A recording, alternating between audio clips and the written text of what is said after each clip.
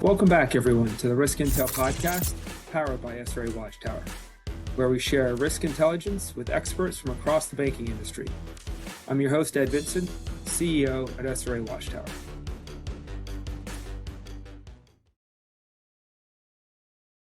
Hello, welcome to the Risk Intel podcast. With me today are three of our returning guests, Niki White, Beth Nilles, and Cathy Jackson. Thank you very much, everyone, for returning to the show here with us today. We appreciate it. Our pleasure.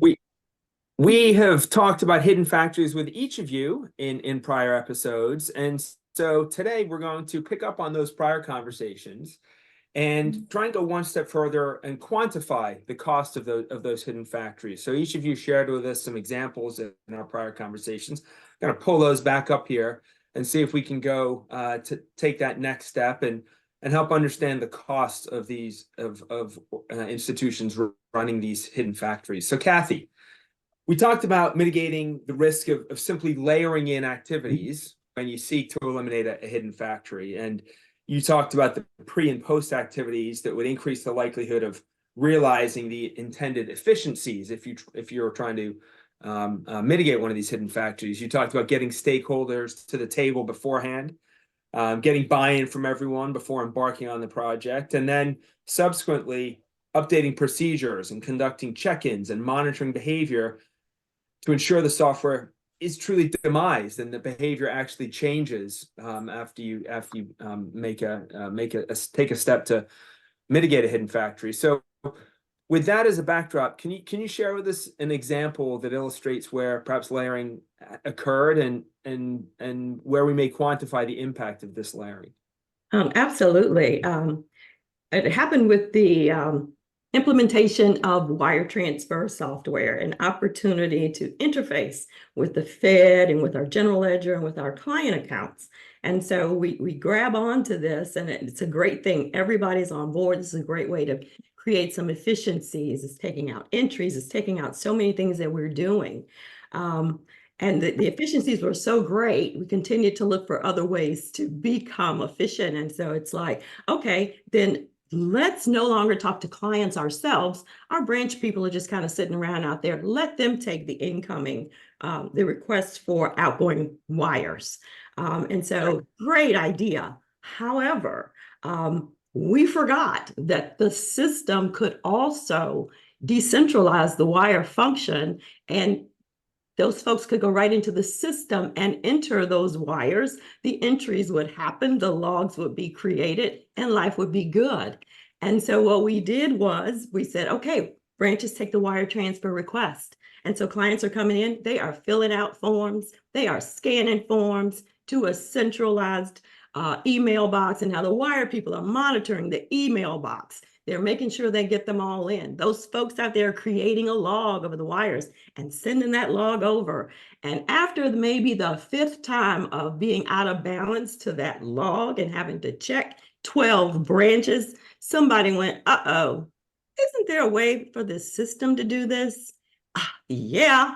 And so again, we were involved at the beginning, had who we thought were the great stakeholders at the table, but missed that final step to really pull in that efficiency. Just went out of the brains because we didn't have that roadmap, right? We didn't say this, then this, then this.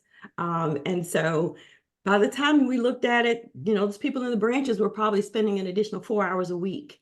And not just the branches, the people in the departments could do it as well. And so to quantify that, maybe it was $50 an hour, but when you blend maybe some more senior salaries in there and benefits and all the other costs, you're $8,000 to $10,000 per unit messing around with that thing. And so that was a place where great start, fell off a little bit, but they saved at the end. So. Well, and thanks, Cathy. I think that that really picks up on those themes of you've got to do the pre-work, you've got to do the post-work. Because if you didn't circle back around there, that would have just persisted. And so this benefit, which you had hoped and expected to have received, would have just been non-existent because you layered in, and the people just developed ways to do their jobs without really having that retrospective view. Absolutely. Absolutely. So great save at the end, but it cost a little bit in the middle. Well, thank you for sharing that, Cathy, and helping us really quantify the impact there of not eliminating that hidden factory and letting it persist. Let's keep going around the horn here. Beth, you shared an example of your chief credit officer wanting to spend more time analyzing credit risk and less time preparing and reconciling the monthly and quarterly reports, a process that entailed chasing colleagues to input data related, I think, to collateral and policy exceptions into their independent workbooks, refreshing the connections that pull that data from these contributor spreadsheets into your consolidated workbook, reconciling data inaccuracies and inconsistencies, and then pulling data from your core system into the model, evaluating the calculations, and repeating this cycle and circling back with the contributors if the results look suspicious or unusual. So will you take a shot at quantifying the cost associated with this hidden factory example, please? Yeah, I was thinking about it when we were talking about this, and I realized as I look back that we could have hired a part-time person because it was like 30 hours a month to do this. And you add in, the cost of having the CFO have to look at their numbers and the chief credit officer have to look at their numbers. It got really expensive. Maybe not as expensive as your wires, Cathy, but it was probably a good $6,000 a year or something like that we were spending in time, not to mention the opportunity that we could cost of having our time sucked up. So we couldn't work on other things. So over time, it was very expensive. And that's the months and quarters that it worked. When it didn't, it really got expensive. Well, you mentioned that I think, Beth, that when it didn't work, you might have a situation where you were in a position where, for example, you might have to refile a call report if you discovered that the data needed to be updated after the fact. Yep. Yeah, and then you get to your accounting department and your financial statement preparation and that sort of thing. So that just adds on to the cost. And maybe it doesn't go equal dollar to dollar, but it is, there's no fine or anything, but it certainly takes time away from your accounting and finance department to have to do this.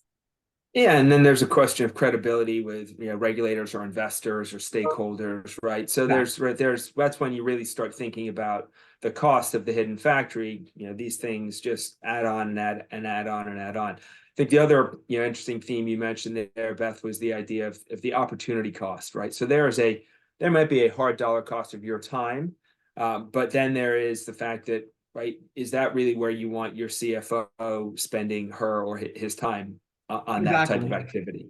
Exactly.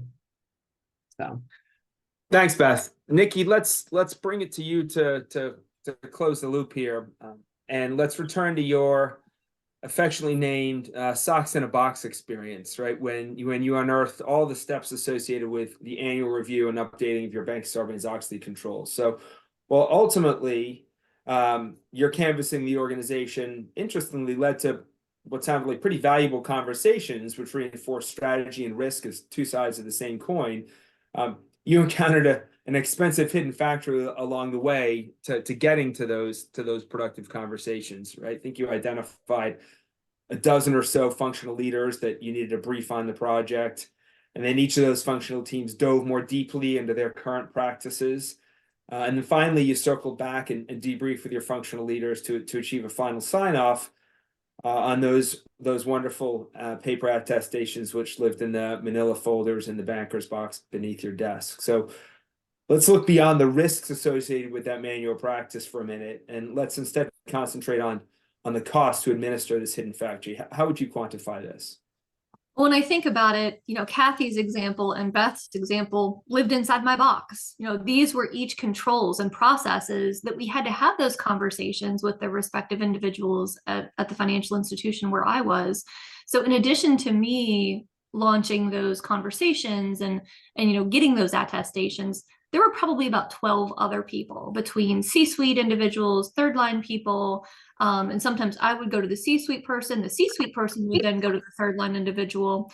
And when we think about 12 people involved in that, a couple hours each, we were looking at about a week of time, 32, 40 hours, something like that, to say, okay, what are we doing? What are we refreshing? Let's have a moment of education of making sure that we're properly addressing and thinking about risk through the right lens, get ourselves reinvigorated, because sometimes people only looked at this once a year. But then as they were separated out to have revision, sometimes that took 2 hours, sometimes that took 4 hours, sometimes it took 8 hours, depending on areas where we had turnover. You know, as Cathy mentioned with wires, that's something that you really want to have those controls tightly documented and really well entrenched. And the areas that we're talking about are places where financial institutions will typically see higher turnover. So more education, more documentation, more procedural impact was required. So 2 hours to 4 hours to 8 hours per person turns into, in totality, 3 to 4 weeks of time elapsed as you go through this. And so with 10 of those people working on that, that turns into about $15,000 to $50,000 maybe. 15 being on the lower end of, you have low turnover, you've got a small team, you've got people who know what they're doing and are well educated about the process of identifying risks and documenting and executing on controls. But then when you have turnover, or when you have individuals who maybe were promoted into a role or switched into a different space and need some more of that understanding of reviewing the list of controls and saying, we're not really doing this anymore, let's go back and dig a little bit deeper, that's when the costs really start to expand. So when we think about socks in a box, the range can be pretty broad, and certainly even higher than 50,000. But when I think about sizes of institutions that are executing their SOX controls in a little bit more manual nature, I feel like that was a realistic range. Thanks, Niki. I think that range is eye-opening, right? Those are meaningful numbers. And again, hard dollar costs, not even necessarily accounting for the opportunity cost or the reputational costs that we talked about in Beth's situation. So I think that it really drives home the point that these can really be numbers that move the needle inside a financial institution, and it is incumbent upon the risk officer to really understand what these hidden factories look like, what is the cost associated with them. So I appreciate all of you sharing some specific examples here with us. It's great to have former folks, former bankers, right, who've lived this, and hopefully these stories that you guys have shared resonate with our audience here. We're going to bring our series on hidden factories to a close during our next session, right? We've talked about what is a hidden factory, what are types of hidden factories. We talked about the risks of hidden factories, and today really put a bullet on the fact that these carry costs and how would you go about calculating those costs.